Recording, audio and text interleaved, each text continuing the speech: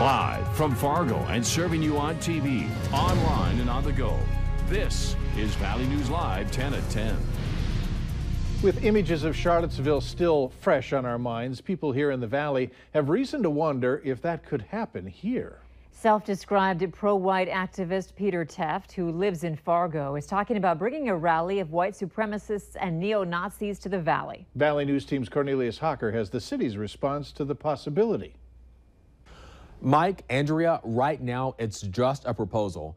I've talked to Fargo Mayor Tim Mahoney, and he says so far no permit requests for a rally have been filed with the city, but they're being proactive about the situation regardless. After the violence we saw in Charlottesville, Virginia, when neo-Nazis and white supremacists clashed with counter-protesters last Saturday, Mayor Mahoney says public safety is the city's top priority if a rally like the one in Virginia tries to come to Fargo. We do not intend to sanction this in any way.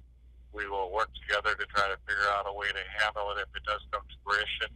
Right now, we think that there is no credible evidence that there is going to be a rally in Fargo.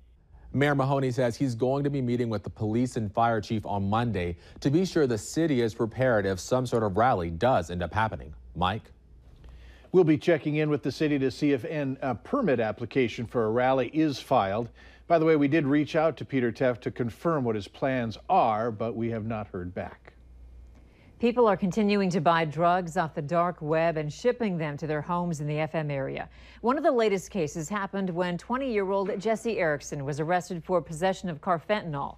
Court documents tell us he's being charged again after telling investigators he bought ecstasy off a now shut down dark web marketplace called Alpha Bay.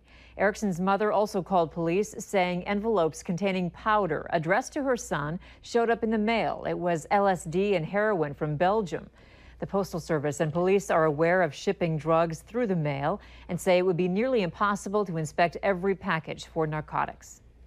Many people assume scammers try to reach you by calling you on the phone or through email. However, a Moorhead woman contacted our whistleblower hotline saying she was scammed by a man when she called a number listed as Amazon support on Google. As Valley News Team's Molly Casey reports, the woman wants to send out a warning so something like this doesn't happen to anyone else. I was angry. I was also embarrassed at myself for letting it happen. Nancy Campbell canceled her Amazon Prime account months ago. So when a charge for another month of Prime showed up on her credit card, she called Amazon support, or so she thought.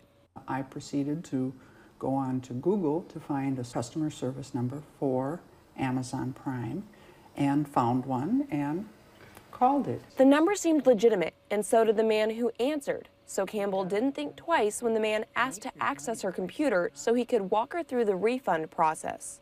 I saw him in the computer put a $500 charge in to an email address. 30 minutes into the call, the man told Campbell that he would need to call her back on Monday, but he already had access to her PayPal and eBay accounts. So Campbell grew suspicious. After the call, she discovered $500 charges from both PayPal and eBay.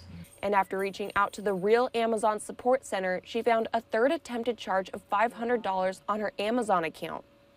We had to change bank accounts, change passwords on everything. Though Campbell was able to prevent further charges, she now wants others to know how easy it is to fall victim to scammers. And because I called them, I didn't think really anything about that. From Moorhead, Molly Casey, Valley News Live. Campbell says she was refunded for all the fraudulent charges on her cards. She says the number she called was posted on Google yesterday, but when she searched it today, it came up with a warning.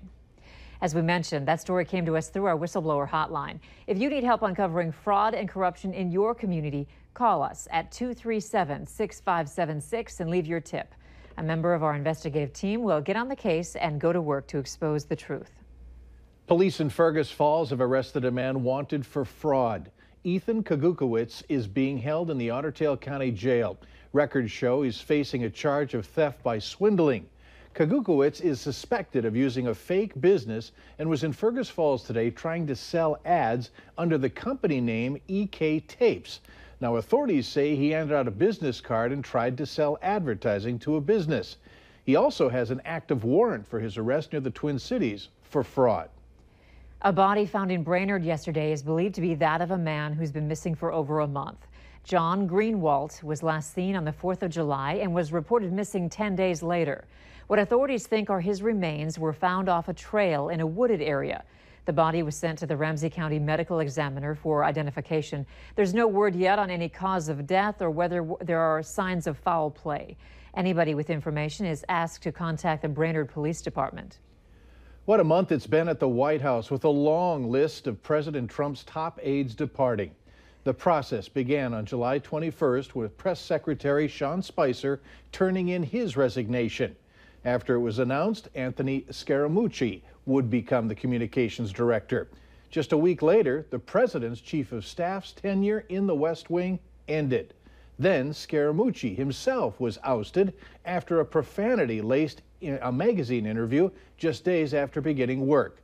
Well, today saw the controversial chief strategist Steve Bannon leave in what was called a mutual decision between he and the new chief of staff, John Kelly. Minneapolis has a new police chief. The city council voted unanimously to name Middaria Arredondo as its new police chief in the wake of last month's fatal shooting of an unarmed Australian woman by an officer responding to her 911 call. With the official approval, he becomes the first African-American police chief in Minneapolis's 150-year history. A couple in an arranged marriage says "I do" again at the Mall of America. 19 years ago, David and Elizabeth Weinlich were practically strangers when they got married. They stood at the altar in the Mall of America and got married after knowing each other for only 5 minutes. Well, David was diagnosed with stage 4 cancer, and the couple decided to renew their vows. The couple thanks the Angel Foundation and the Mall of America for making their wedding possible and also committing to helping other families. But I was recently diagnosed with stage 4 cancer and am, facing some very difficult struggles, as our family is. The Angel Foundation knew everything that I needed. They knew everything that my family needed, and they continue to support and encourage us today, and they will throughout the months to come. The Weinlichs have 4 children: Emily, Charlie, Zoe, and Zed. Valley News Live 10 at 10 continues with no wait weather. All right, well, we definitely had some thunder shower activity off to the east as we went through our evening. That's quickly raced down into northwestern Iowa. A little bit of hail with these cells as they work their way through, and the storms remain severe in northwest Iowa, but it's leaving us with a very quiet pattern as we close out our Friday night and head into our weekend. A couple of these storms had quite the hail history, all the way from the I-29 corridor near Millbank, where there was some damage from hail, down into Iowa, and even a tornado near Rushmore, Minnesota, not far from Worthington, that touched down tonight. Here is a look at the big picture. We have a very quiet pattern of weather across the Dakotas and much of eastern Montana. Cool front working its way from the Pacific Northwest, but other than that, things are quiet for now. But changes are in store as we glide through our weekend. More on that momentarily. 65 on the thermometer. Our wind only 6 miles per hour. It is from the south. Low 60s across the I-94 corridor here. A 62-degree reading in Jamestown, 59 Langdon, 63 in Detroit Lakes and Wadena. Rain cooled 57 degrees at this hour. As we take a look at your hour-by-hour forecast, we'll have south winds during the overnight, light and variable. Can't rule out some areas of patchy fog once again, especially to the east. But by and large, we start out the weekend with plentiful sunshine and temperatures in those 50s that will rise fairly quickly as we go through the mid-morning hours under that sunshine and that warm flow from the south and southwest. The wind will get a little breezier in the afternoon, reaching around 15 to 25 miles per hour. Model shows a few clouds up north, but it looks like our afternoon will be bringing temperatures close to 90 for a few locations on a line from Jamestown to Roseau. Elsewhere, mid-80s and low 80s in Lakes Country. Heading into our Saturday night, just a few clouds, not expecting widespread showers or thunderstorms, but an isolated one in the heat of the afternoon, not out of the question, I should say, out to the west. Here's a look at your hourly planner then for Fargo. 58 to start your morning, ramping up through the 70s in the mid-morning. And then we'll spend the majority of our afternoon and early evening hours in the 80s, finally dropping back into the 70s once we get closer to your Valley News Live 10 at 10. 8:30, the time of sunset. Hometown forecast 87 in Jamestown, a few in Stutsman County, particularly west and south, a shot at 90 degrees. I think we have a legitimate shot at that in the Grand Forks vicinity as well. So a sizzler to start your weekend. Elsewhere, we're looking at temperatures that'll be a little bit cooler out in Lakes Country with highs closer to 80 degrees, but you will see plenty of sun. Remember the winds. 15 to 25 miles per hour in the afternoon. As we close out Saturday and head into Sunday, it's going to be fairly quiet early in the day, but there will be a chance for increasing clouds and scattered showers or thunder showers late in the day and into our day on Monday. That will impact your viewing of the eclipse for some areas here. Tiffany Qualley uploading a dandy Comstock photo, a colorful sunset across the prairie. Here is a look at your Sunday forecast. Those clouds build in, spotty showers and thunderstorms in the forecast, mainly south. And then for the big eclipse, it does look like we'll have a few remnant clouds for some. There may be a few slivers where we get some clearing. Stay tuned on that. Timing obviously fairly critical. And as we cool off on Monday, we'll see better conditions for the remainder of the week. So your forecast for viewing the eclipse in Fargo right now shows poor visibility throughout the entirety of the event, but there may be some areas that get a little bit lucky. Nationally speaking, where you see the green circles here or the green eclipse signs, that's where the best chance of having unlimited viewing will be.